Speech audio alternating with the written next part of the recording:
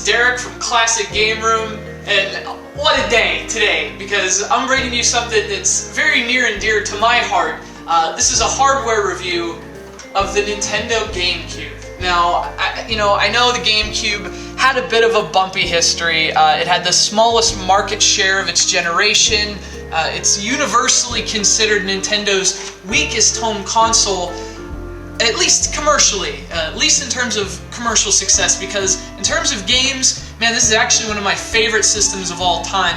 And but before we get into that, let's look at what this little beauty has to offer here. The GameCube, aptly named because it's all about games, and it's it's a cube.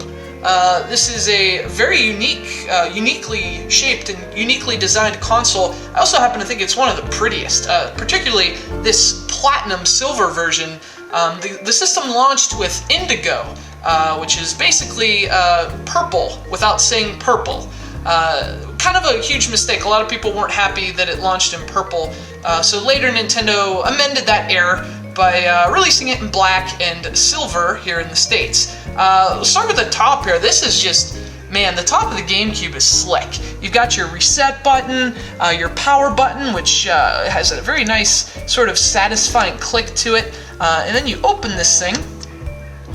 It pops open, and this is where you put your tiny little GameCube discs, which I always loved. Leave it to Nintendo. How stubborn is that company? People said they should have gone away from cartridges for the 64. They stuck with cartridges, and they still refused, even during the GameCube era, to just go to a standard DVD. They went with these tiny discs, which were about the shape of the circle on the top of it.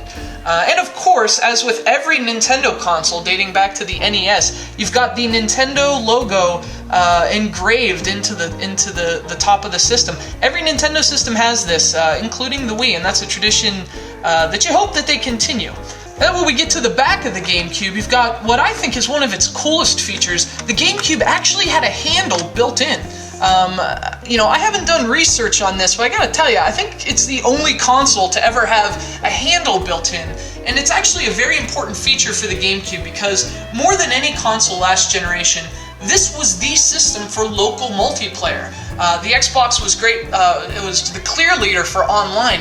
But the GameCube just was such a great local multiplayer system. It had so many great party games, so many really good arcade sports games that were really conducive for multiplayer, and obviously it had 4 controller ports, unlike the PS2, which only had 2. So this was, at least to me and my friends, this was one of the supreme local multiplayer systems of its generation. So you needed a handle to carry this everywhere, carrying it to your friend's dorm across campus in my case, or down the hall on your pedal bike. This really came in handy, and look at this. I mean, come on, it's a handle on a console. Are you kidding me? I gotta tell you, there's just not much I don't like about the GameCube, at least in terms of hardware. This was the second most powerful hardware of its generation, and although it was the least successful in terms of sales and market share, it had what I consider to be the greatest controller. I mean, this thing just melts into your hand, the same way the GameCube melts into your heart. Personally, it had some of my favorite games of all time: Resident Evil 4, Metroid Prime, as well as, I could go on. The point is, this is what it's all about. This is a beautiful console, the beautifully designed and tragically underappreciated Nintendo GameCube.